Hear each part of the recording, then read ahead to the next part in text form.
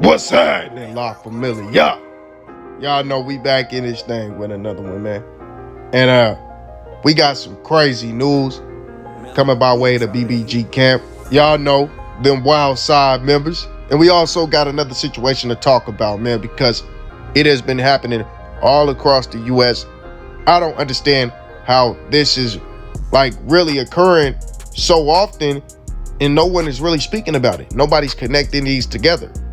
They're acting like they're just outlier situations that's just popping up in every city. No, something is not right about this, and I told y'all when I dropped the video on it the other day. But that's a subject for the end of the video. We most definitely got to talk about it, come up with some reasons as to why this could be occurring. We need solutions, man, because this is a problem and no one is speaking on it. It has made its way to a whole nother city, and it's something that we most definitely got to speak on. You feel me? Also got to give an update on the situations that happened before and what occurred, what new news we know, but that's something for the end of the video, so y'all make sure y'all stay tuned till then. But y'all know, family, make sure you wipe your feet as you come in the door, and for the ones that don't know, that's like, comment, and subscribe, ring that bell icon, and turn post notifications on all. That way you will be notified every time we drop a video. That way you are in tune and up to date with everything that's going on. And on the cool, follow me on Instagram at allfactsKingKO. Now, this situation starts out like this. Suspect arrested for a deadly shooting on West Johnson Street in Baton Rouge, Louisiana. The Baton Rouge Police Department has arrested a suspect 2 months after a shooting left one person dead in a vacant lot. Police said Keon Wilson, 42, was arrested on Thursday, September 7th, for his alleged involvement in the shooting death of Jaylon Staton, 30. He was booked into the East Baton Rouge Parish Prison for second-degree murder. The shooting happened around 8:30 p.m. Friday, July 7th on West Johnson Street near Highland Road. Officers were first notified of shots being fired by BRPD Shot Spotter Program. Police said Stanton was found dead from multiple gunshot wounds in a grassy vacant lot. The motive for the shooting remains unknown. This is an ongoing investigation. Anyone with information that can help investigators is urged to contact the Capital Region. Come on the air tonight, Baton Rouge Police combing the scene of a deadly shooting off of West Johnson Street. You're taking a look at a live picture here, and just in the last 10 minutes, we found out that the coroner has arrived there. Baton Rouge Police haven't told us how many victims are involved or what led up to this shooting, but if you know anything that can help investigators piece this one together, you're asked to call Crime Stoppers. That number is always 344-STOP. And remember, you can remain anonymous. Good evening to you, and thanks for being. And for those of you who don't know, Keon Wilson is actually WILDSIDE one Feezy, BBG Dee's daddy. Like we all know, BBG Dee, man, he been on a transformation, man. So for this to come out about his daddy, this definitely gotta make him feel some type of way. We know BBG Dee, he changed from this. Y'all just stop playing. Say Big D. Say Big D. Motion or whole shit. Tell him, give me my back or you gonna get with this long. Yeah. Stop playing. Out here though. Stop playing. We out here. Stop playing. So what they gotta do?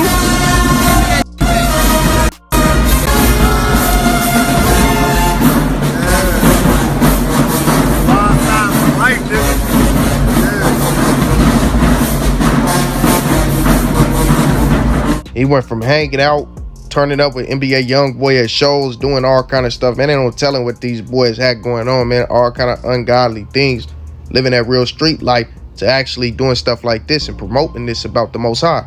God of the Lord Jesus, he the reason why I'm breathing. He the reason why they came and they left instead of leaving. I rebuked it all demons. Go out and show me how they scheming. But trying to end my life 24/7 for no reason. They got their place. I know that's why they want me. But walking with the Lord every day I can prevail with God. No, I can't do it by myself. The God that I serve real, true, faithful. He love all, even the one that's ungrateful. Pure love. Humble me, God, I was so selfish. Thinking about my own fleshly desires. My human mind would have been got tired. Hey, imagine how much we just be running over God, you hear me?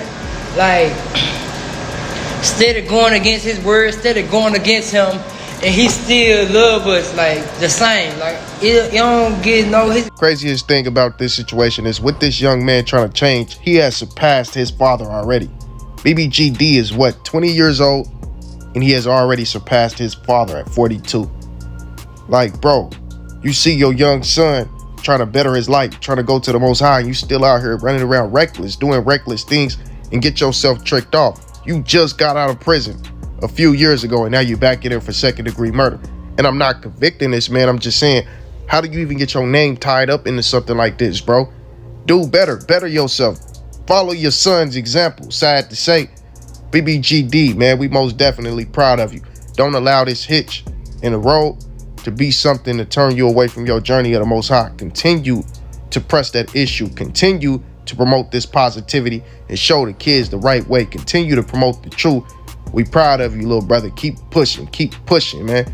You making it look great, for real. But unfortunately for your father, thing, he don't want to get right. He still want to live that life. And I'm gonna tell you this, D, you can lead a horse to water, but you cannot make them drink. You can tell your father all day long, like, bro, you got to get your life together, but you can't make him. He gonna do what he want to do. So only thing you can do is continue to stay on your path of righteousness, and that's all. And that's all that's to it. You feel me? Keep doing your thing, fella. But then we got the worst situations of all. Deputies looking at security measures after a deadly Port Arthur High School football game shooting. Security is the focus tonight after a deadly shooting at the Port Allen High School football game. The gunshots happening in a crowd of people as families were getting snacks at the concession stand during halftime.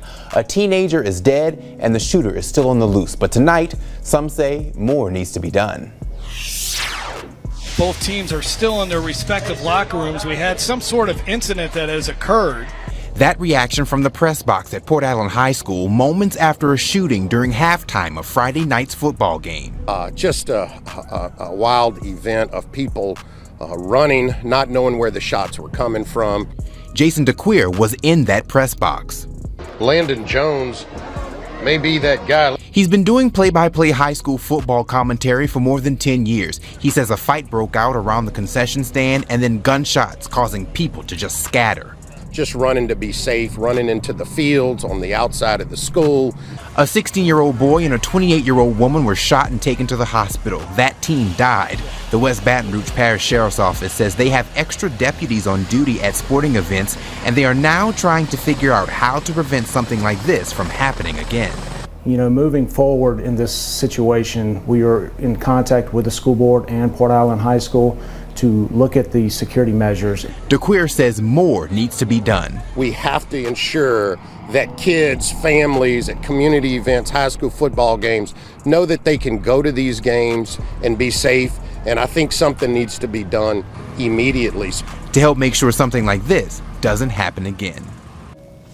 And the Sheriff's Office is asking anyone with video to post it to the Sheriff's Office Facebook page. So if you know anything that can help investigators find the shooter, call Crime Stoppers at number 344-STOP. Then we get information on exactly who law enforcement believe the shooter to be. As for the investigation, this is the new mugshot for the alleged shooter, 18-year-old Jerriton Jackson II. He is facing charges of second-degree murder and attempted second-degree murder. Jackson is accused of shooting and killing 16-year-old Bruley High student Jacoby Queen and shooting another 28-year-old woman in the arm.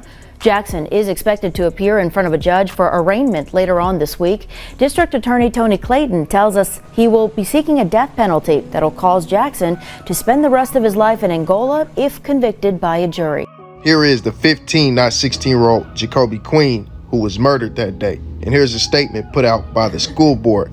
We are deeply saddened by the shooting that took place at the Port Allen High/Bruley High School football game on Friday night. Our first priorities at this time or to assist the family of the student who died and all of our students, and to assist the West Baton Rouge Sheriff's Office in its investigation. Although we had extra security at this game, it ended in a tragic incident. At this time, we ask for prayers for all involved. We will have crisis teams ready to talk with and assist our students at our high school when our classes resume on Tuesday morning. And while we don't expect any problems at school, we will have increased security presence at our schools for the coming period. We have ongoing programs in our schools that teach students ways to resolve disputes with their peers. We will redouble those efforts and work with the Sheriff's Office, District Attorney's Office, and others in the coming months to teach our students that violence destroys many people's lives, said Superintendent Chandler Smith. Our prayers are with everyone touched by this tragedy. In times like these, our entire community grieves. By loving and supporting each other, we will get through it. West Baton Rouge School Board, So y'all see, man, they put out that press release to speak to, you know, all the parents, all the people who was watching, all the loved ones, all the friends who was saddened by it. This statement was put out by the school. As we mourn the tragic death of Jacoby, please keep his family, friends, and BHS community in your thoughts and prayers. His smile and energetic personality will be missed. And this is just another picture of him, man. But tell me, La Familia, is this coincidence? Because in the state of Oklahoma, at a Choctaw football game, there was another 16-year-old who was murdered at a football game, like I said. And now we just got the full details on that situation. And late breaking tonight, the superintendent of Middale Public Schools confirming with KOCO that the student killed last night was a Midwest City High School student, saying in part, "It is with deep sadness that we inform you of the death of one of our bombers who was in attendance during the Del City at Choctaw High School football game on Friday. There are no words to adequately describe our sympathy for the family of our student." Oklahoma Governor Kevin Stitt also sharing this message today in a press release about the shooting last night, saying, quote, "Violence will not be tolerated in Oklahoma. I'm deeply thankful to the Choctaw and Del City officers responded quickly and saving lives." Also, State Superintendent Ryan Walters weighing in, saying, "Last night's events in Choctaw is tragic. Violence of any kind has no place at our school events, and anyone who would threaten our kids must be swiftly brought to justice." This is a photo of the young 16-year-old black child who was killed at that Choctaw football game. These photos are the two photos of the two 15 and 16-year-old who was killed. Young black men. Y'all see the coincidences? Do y'all understand that the likelihood of these shootings occurring at football games happening to teenagers dying? I mean, in my opinion, that's highly unlikely. You feel me? At least in the Baton Rouge situation, they caught someone. But even then, we don't even know if that's true, if he truly the one who did it. Not saying he didn't. I don't know much about the situation, but I'm just saying, man. Like, it's something weird. My spirit of discernment is telling me that something weird is going on with these situations. Because if y'all remember, the day that I reported the Oklahoma situation, it was another shooting at the exact same time in Virginia, where multiple young black men were shot. All in all, there was like 15 black men who were shot in all of these situations. That same day that this 16-year-old died, at that same football game, there was a 42-year-old man who died. Now, that 16-year-old, they didn't tell us who killed him. They didn't say if the shooter, the alleged shooter, if there was a shooter, actually shot and killed the 16-year-old. But they did tell us that the off-duty police officer killed a 42-year-old unarmed man, an innocent bystander. Now, he's on paid leave. That man really, I mean, I don't see anything happening to him. I see them writing it off as, you know, him doing his job, an accident on the job. But something just does not sit right with me here at all. And neither should it sit right with you. Like I told y'all in the original video that I put out on these tragedies. Man, the likelihood of all of these situations occurring, it's just strange. And we need answers. What is going on here? What is going on here? Y'all check this out, man. This 42-year-old man lost his life. No longer can see his kids. No longer can see his parents, his wife, everything he left behind, man. Well, the sheriff is stressing the only part of the investigation his office is involved with is about that off-duty Del City police officer. They say Friday night he and another off-duty officer were working security. That's when one of them fired his service weapon, hitting a 42-year-old in the chest. The officer received or perceived some sort of threat, but it's important to stress we're still very early on in the investigation and can't comment further on what the officer perceived. This is a critical incident. He's experiencing some of the same things the public was there experiencing, the other officers experiencing, so I need him time to decompress and also be ready to interview with the sheriff's office and cooperate fully. Now, the officer who fired his gun, along with the other officer that was working security with him, are now on paid administrative leave. And as you heard, they are waiting to talk to them, but they will be talking to them soon. Meanwhile, the sheriff's office is working on getting video from the school district as well as putting up a link on their website so witnesses can submit any video or pictures they may have to help them in their investigation. We're live in Oklahoma City. Caitlin Ogle, Oklahoma's News.